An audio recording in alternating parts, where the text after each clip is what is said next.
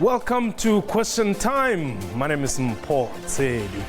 Human Rights Day coincides with three important events on the country's calendar. The day marks the 20th anniversary of the signing of the final draft of Constitution in 1996 and the 60th anniversary of the 1956 Women's March to the Union Buildings. 21st March also commemorates the killing of 69 people and the wounding of 180 others during an anti-pass march in Sharpeville in 1960. Today's festivities are celebrated under the theme South Africa United Against Racism. This is Question Time.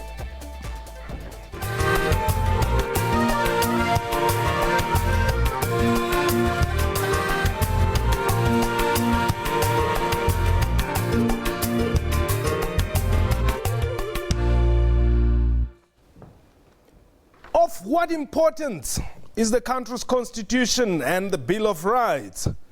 What do the 22 years of democracy mean to the Human Rights Commission? How does inequality impact human rights? And what can South Africans do to stop racism? My guest today, Dr. Remember Miamingi, is the head of research at the South African Human Rights Commission. But before we go into the discussion, let's have a look at this clip. This year, we have chosen the theme, South Africans Unite Against Racism for Human Rights Day. We have done so due to the need to continue working together to eliminate racism and its manifestations in our country. Well, that's President Jacob Zuma there. The numbers to dial, 089-110-4210, 089-110-4210. Our Twitter handle at QuestionTime24. Doc, welcome to Question Time. Thank you very much for having me here. Now, for the Human Rights Commission, is it just a coincidence that you are called the Human Rights Commission and today we're commemorating the Human Rights Day? Any linkages? I think that human rights plays a very central role in the history of this nation. Constitutionally speaking, the Bill of Rights stands as the pivotal point in the narrative and the bridge between the past, the present, and the future that we aspire for.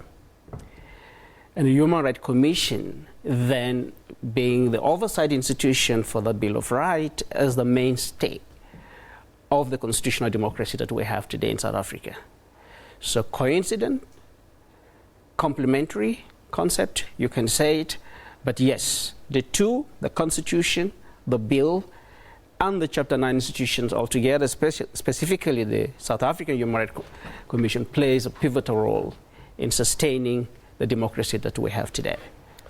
Now, somebody may be watching us and saying, what are you talking about? Yes, we know we've got all these rights on paper, but we're not enjoying them. What is the Human Rights Commission doing? Absolutely a valid question to ask, especially where we stand today as a country. But we must be able to also appreciate the context in which the Constitution, the Bill of Rights, and the South African Human Rights Commission operates. And that is the history of a country for centuries, and in the recent history for over 100 years, that was racially divided, and that had informed the political and the policy framework that we operated with for a long time. Now, undoing this injustice and transforming that society to the society that all of us want is not certainly, it can't be a photo. It is a movie. It is a process. And that process, day in, day out, we're making progress. It may not be fast enough, may not be far enough, but we are making progress as a commission, but also as a country. Okay, Ngatile, you are in the Northwest. Let's welcome you quite early in the show. Yes, go Hello. ahead. Go ahead. You can. Well, we could hear you then, Ngatile. Hope you will come back. Now, tell me, what is the view of the Human Rights Commission when so many South Africans' human rights are being violated in 2016?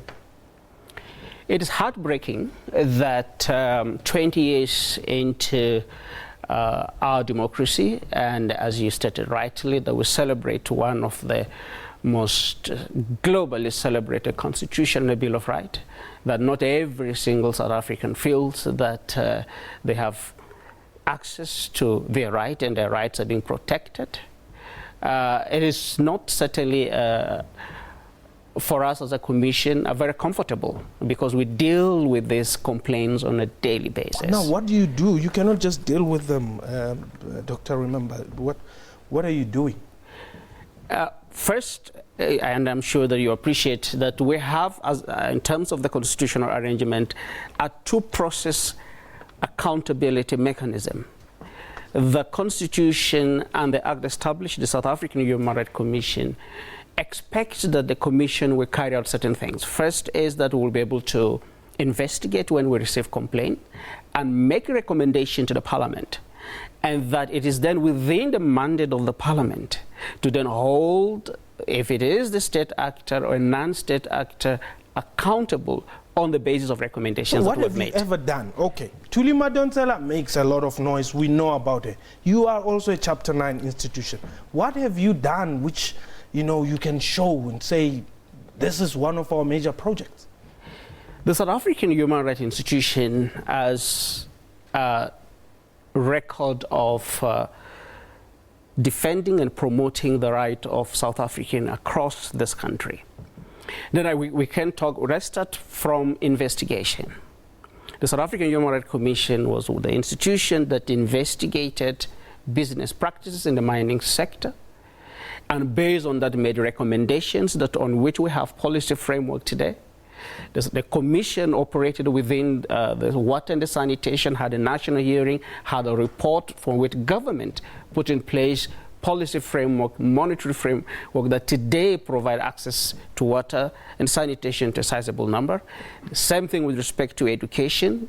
We've done significant work with respect to education. Complaint handling, we've handled significant number of complaints, and where some of them have been resolved through mediation, others through litigation. We've gone to the Equality Court and we've litigated before the Constitutional Court. So we've done quite a bit. Okay, we'll come back to that. Joe, you are calling us from around Gauteng. Mren, how are you? I'm well. How are you, Ndati? All right, man. I'm very, very, very much concerned about this topic of the day. Yes. South Africa has progressed through all the stages up to where we are. Yes. In 20 years of democracy, we still find people, white people, still discriminating and abusing black people. But we black people, there's nothing that it's only these Chapter 9 institutions. There's only one. It's only two that's working, my brother. Human Rights Commission, ever since its inception, according to me, it has never done anything. We see daily black people going through bad things and white people doing bad things, but the rights of black people will always be suppressed. I don't know, man, Chief. These people, they must do their job. There's too much talking. They are talking too much, and no implementation is done in South Africa. Thank you very much, Joe. Well, I think you can understand his point, because if you are saying to us that you are also intervening when, in as far as education is concerned, so many kids are still attending school under trees. There are no ablution facilities, and you saying you are the Human Rights Commission, you're supposed to be the custodian of the Bill of Rights. Absolutely, and we share the same concern that the colleague who have called shared. We share the same concerns with you, and we have on a regular basis. In fact, we have a specific focal person that deals with the issue of children's right, access to education. And we must be able to appreciate also, and I'm not using this as an excuse, the fact that the Commission is not a service provider. We do not provide education. We hold government to account to its obligation to provide education. But have you ever bothered to follow up why learners are still, learning under trees? Absolutely. The Commission has gone to every single corner of this country. And managed to pressurize government to ensure that these poor kids have structures under their roof. Yes. We're doing this on a daily basis. And sometimes, we as a commission even get surprised because we have a government as a partner that we work with that has already made commitment to education. And then you have a report that says children don't have access to textbooks. And then you call the government and say there's a problem here. And you have the same government, using the little resource they have to go to court to be able to then try and spend time instead of spending that time to provide basic textbooks, which they've committed to as one of the... So we have challenges that we all work with. All right. And we appreciate them. Let me take Itumeleng. Itumeleng, you're in Pretoria. Welcome. Itumeleng? We seem to have lost Itumeleng there. We need to take a quick break. When we return, we'll be taking your calls. 089-1104-210. Does the Human Rights Commission really serve any purpose for you in your daily life? And what are your impressions with today as a National Day? 089-110-4210 at Question Time to voice our Twitter handle. We shall be back.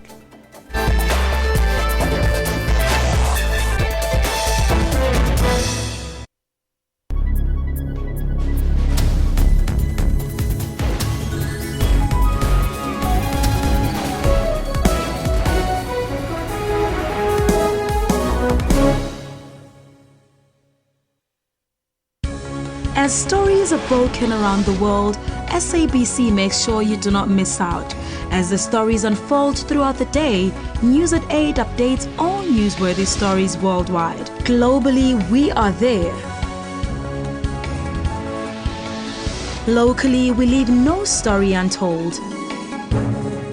Make a date with News at 8 every Saturday and Sunday on SABC News, Africa's news leader.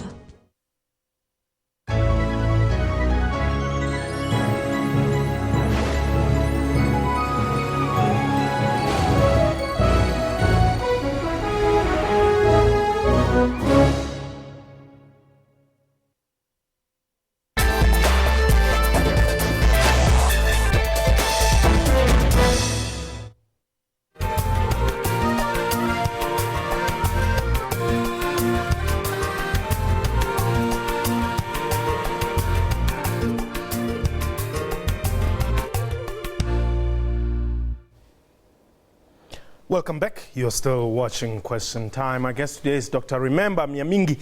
He's the head of research at the South African Human Rights Commission. Now, Dr. Myamingi, there was a conference on racism which you held in Midrand. Yes. What was it all about? In 2000, the South African Human Rights Commission had a conference on racism. And that conference was informed by the fact that majority of the complaints that the Commission received during that time related to equality, but within that predominantly was a complaint around racism. And decisions were taken at that conference, plan of action were adopted, and we thought 15 years down the line, it was a time to reflect on how far we've come as a Commission and how far we've come as a country.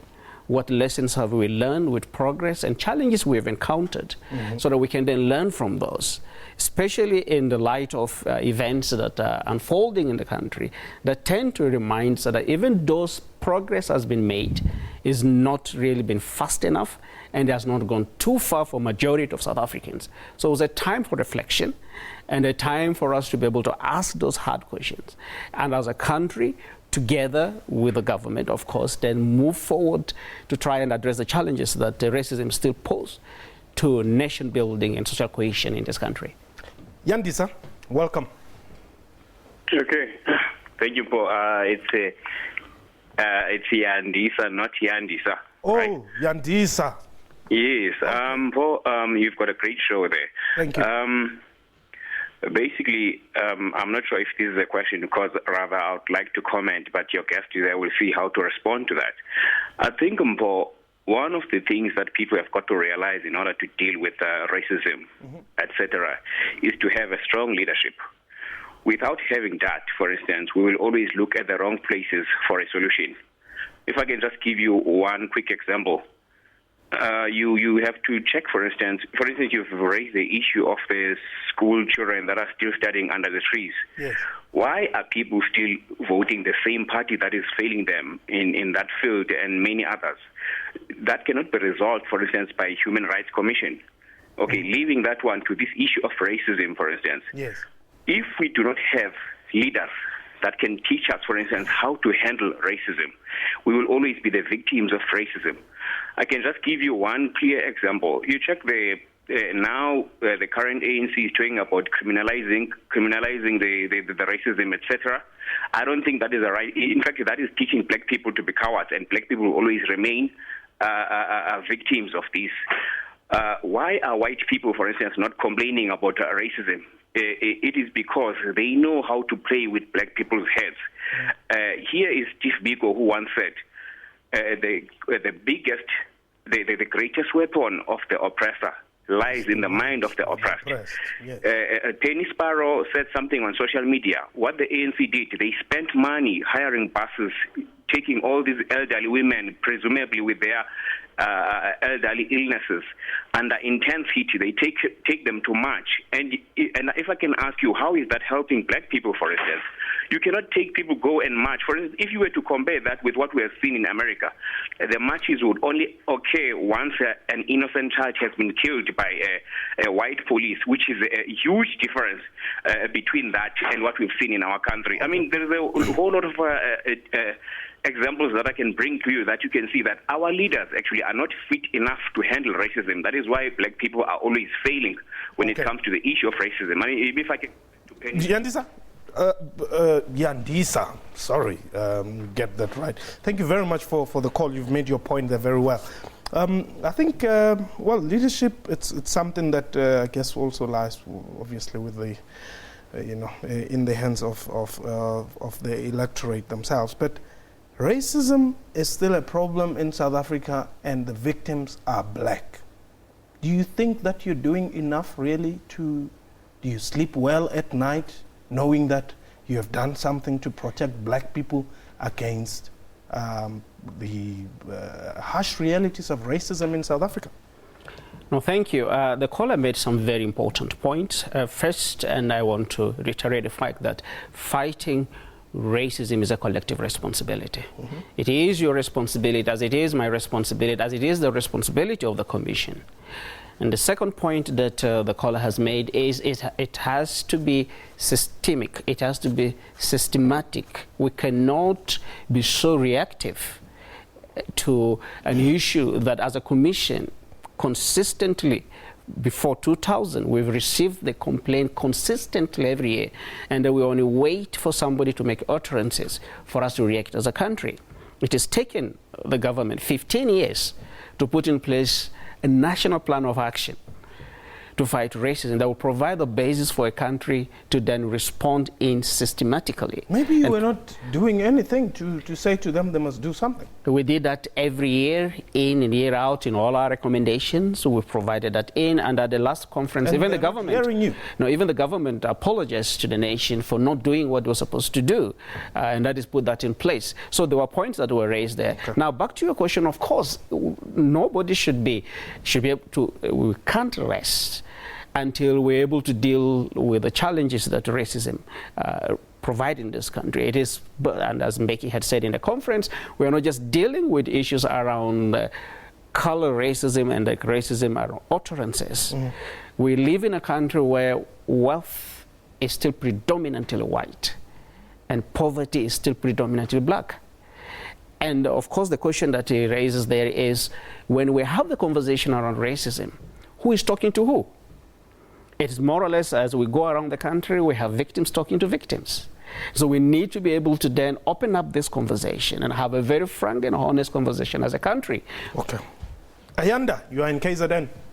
Hi, Paul. How are you? I'm well. Thanks for the call, Ayanda. I'm good, and greetings to your to Dr. Armamba. Yes.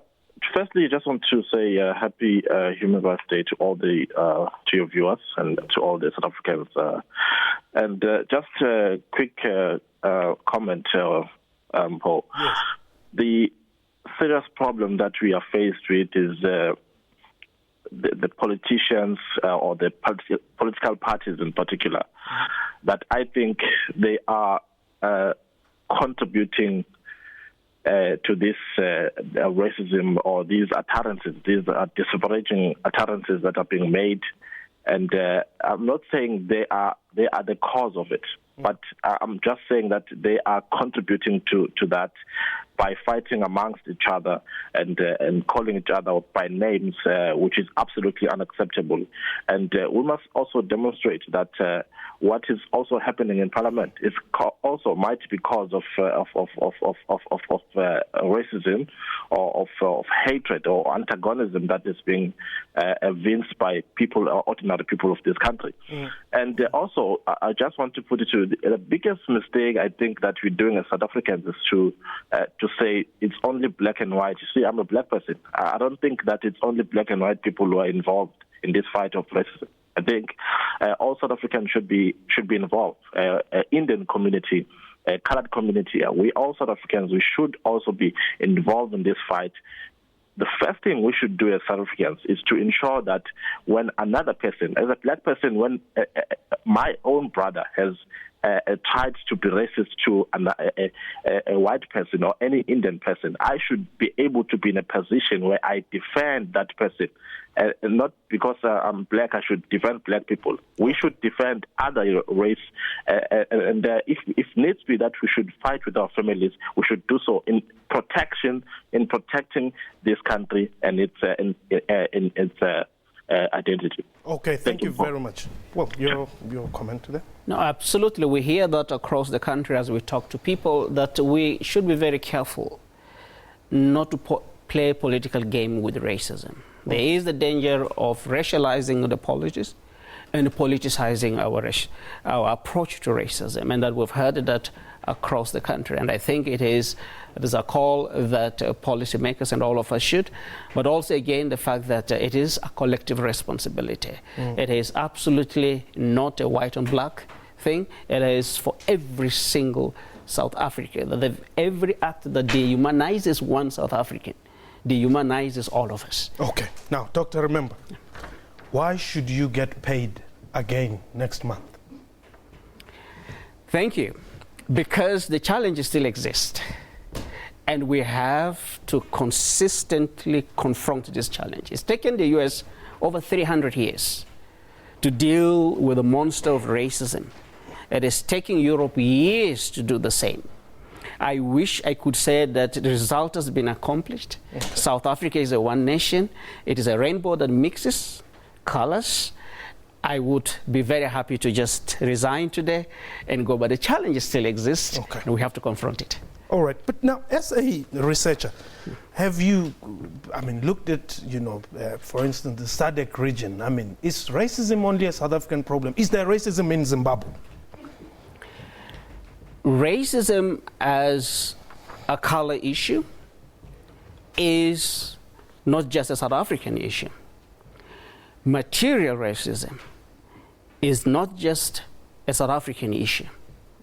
It is, of course, an issue that we've said it manifests in different contexts, in different countries differently, depending on the history of the particular country. But I think South Africa stands specifically on a very hot ground because of the extent to which history had shaped what we have today. All right, let me quickly look at the poll that we ran here. Is Human Rights Day still worth celebrating? 73% of you said yes, whilst 27% said no. But that was the poll for today. And indeed, that was question time for today, and we welcome Peter Ndoro back. And from question time, we again send our condolences on the passing away of Mr. Ndoro Sr., Peter Ndoro's father. But that was question time for today. A big thank you from me and the team. Have yourself a wonderful time. Goodbye.